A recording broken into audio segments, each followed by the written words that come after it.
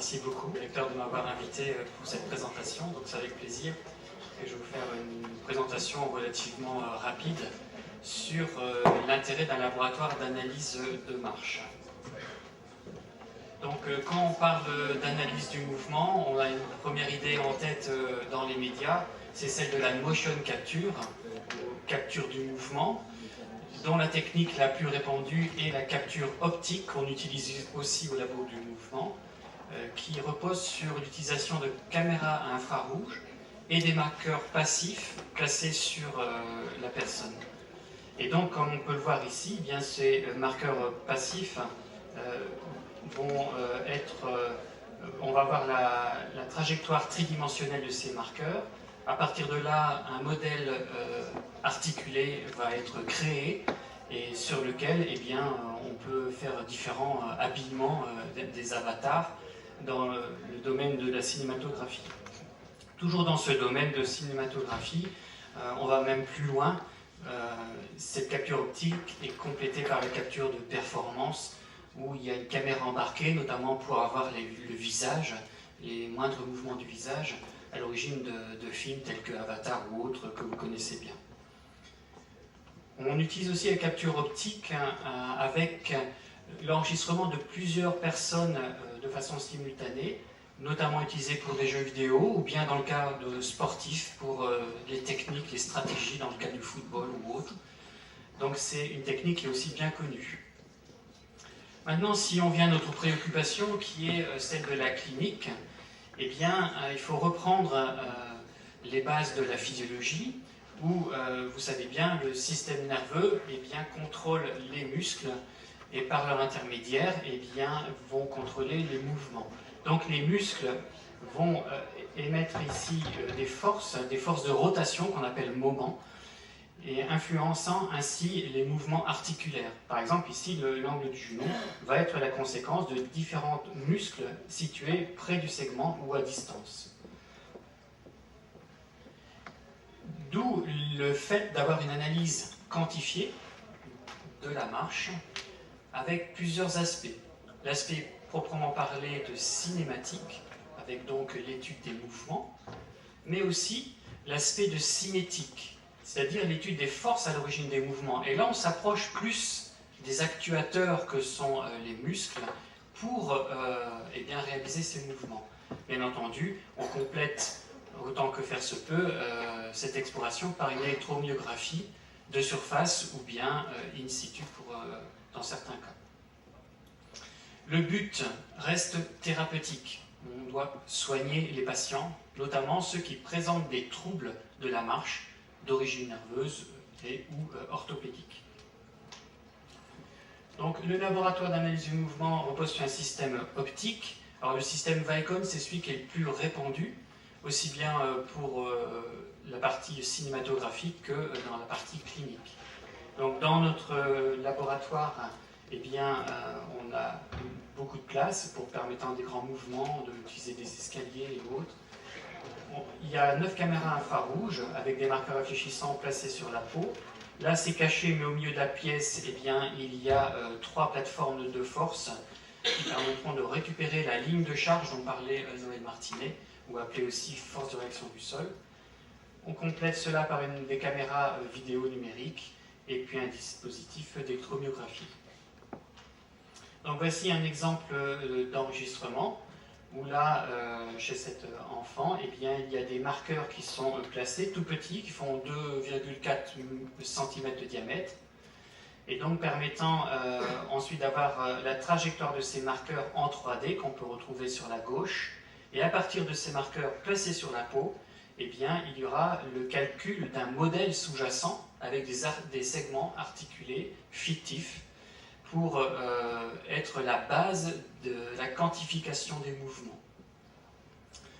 Ici, vous avez l'exemple, on se met en vue latérale, donc on regarde ce qui se passe au niveau de la cheville en sagittale, et donc là, on voit sur le graphe ici, eh bien, en pourcentage de cycle de marche, une variable ici dont on va suivre la courbe, qui correspond à la flexion dorsale plantaire de cheville.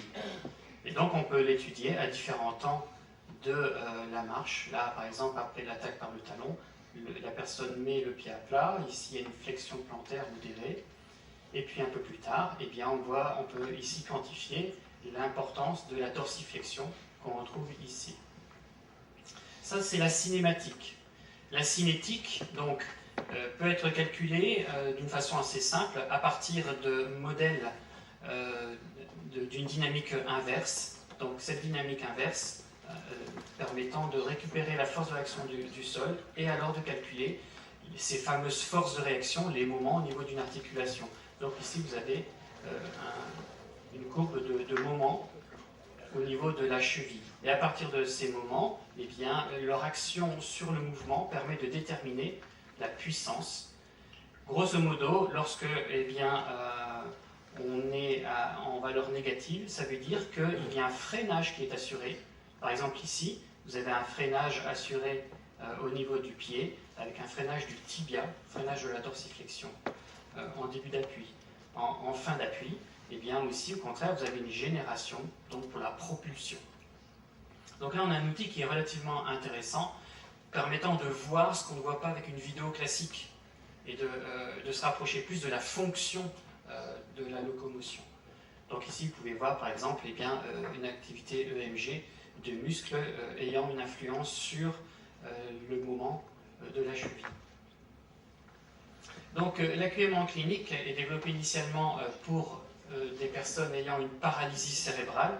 Donc, on voit ici par exemple un trouble de la marche assez complexe, et je ne vais pas rentrer dans le détail de ces courbes, mais on voit ces courbes correspondant à différents niveaux articulaires et dans les 3 plans, et conduisant donc à faire une analyse importante. Par exemple ici, il y a le côté gauche où le genou eh bien, entre en récurvatum rapidement. On peut passer à la suivante. Donc, cette population a été l'origine du développement de l'AQM, et notamment en permettant une évaluation des anomalies à différents étages et dans les 3 plans. L'objectif initial étant, à l'époque, de réaliser une chirurgie multi-étagée en un seul temps. C'est-à-dire qu'avant, on faisait d'abord un niveau articulaire ou segmentaire, puis après un autre, puis après un autre, et ça multipliait les interventions. Et bien là, ces anomalies initiales étaient connues dans les différents étages et plans, et ça permettait donc d'avoir une décision thérapeutique multi-étagée dans le cadre d'une consultation multidisciplinaire que nous pratiquons aussi dans le cadre du centre à Flavigny, par exemple. Et on regarde l'effet du traitement chirurgical. Ce type d'appareillage d'exploration peut aussi être utilisé pour l'effet de la rééducation, l'utilisation d'orthèses. Chez ce patient, voilà, on voyait la vidéo, et bien, par exemple, on va regarder l'effet d'une attelle cruropédieuse sur le genou gauche. Et donc, dans ce cas présent, eh bien, ça évite le récurvatum, ça fait augmenter l'activité de muscle extenseur du genou. Par contre, il y a toujours au niveau du moment une tendance à avoir la ligne de charge qui reste en avant et donc liée à un comportement du tronc sur lequel on peut travailler. Donc là, on a une exploration qui est relativement intéressante. On peut utiliser aussi pour aider à la rééducation fonctionnelle de la marche. Donc Nathalie Rapin, qui est ici présente, là juste au premier rang, là où vous la voyez, qui est dans notre équipe, qui va d'ailleurs faire une présentation sur ce sujet cet après-midi, utilise justement cet outil avec l'AQM simplifié pour le bilan des anomalies de la marche, avec donc directement à partir des marqueurs de surface de la ligne de charge, et bien ça permet rapidement d'avoir une idée, par exemple ici dans le plan transverse du pelvis, et de proposer des corrections avec une séance immédiate de correction de schéma de marche, assisté par l'analyse tridimensionnelle comme feedback pour le patient, suivi d'auto-exercice à domicile. C'est utilisé aussi pour l'aide au réglage de prothèses chez la personne amputée. Il y a une étude qui a été faite il y a quelques années chez les personnes avec une amputation transtribiale, et on a pu remarquer clairement que selon le réglage de la prothèse, eh bien, il y a une compensation plus ou moins importante impliquant le genou et la hanche du côté non atteint, du côté non affecté. Et donc ça, c'est une information intéressante et qui est prise en compte dans le réglage des prothèses. Il peut y avoir aussi des réglages directement avec un feedback donné au patient. L'AQM, c'est aussi un outil de recherche clinique. Par exemple, ici, on peut avoir une idée sur la physiopathologie de la pose du pied chez l'enfant en paralysé cérébrale. Vous voyez, là, il s'agit d'une enfant à hémiplégie gauche, une attaque par le talon à droite. Par contre, à gauche, eh bien, l'enfant va poser le pied à plat. Posant le pied à plat, eh bien, il y a un mouvement, il y a une position en flexion plantaire qu'on voit ici, et qui est suivie d'un travail et d'une puissance négative, c'est-à-dire qu'il y a un freinage de l'avancée du tibia.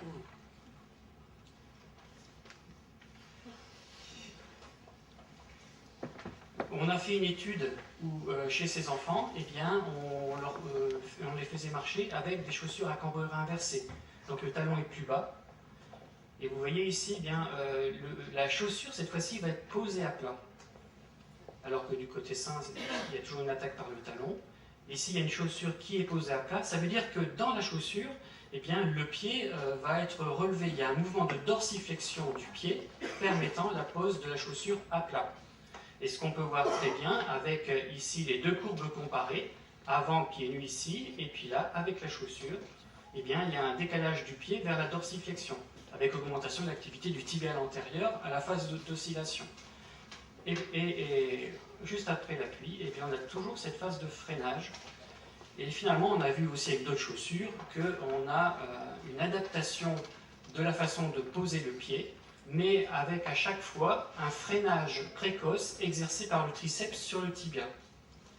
Et donc là, ça remettait un peu en cause la physiopathologie qui met en avant une spasticité du triceps qui impose un équin, qui impose une certaine façon de poser le pied à plat.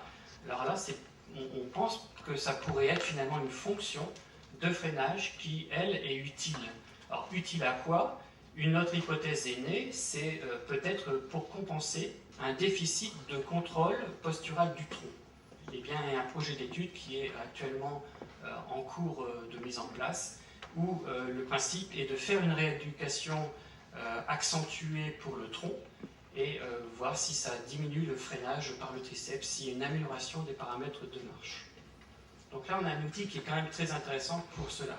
L'AQM peut être utilisé pour des explorations diverses, pas seulement au cours de la marche à plat, mais aussi dans les escaliers. Il y a toute une étude qui a été faite sous la direction de Noël Martinet sur le plan local sur l'adaptation de prothèses sur des différents terrains, des terrains en pente, en dévers, en escalier, pour voir la fonction de ces prothèses et l'adaptation.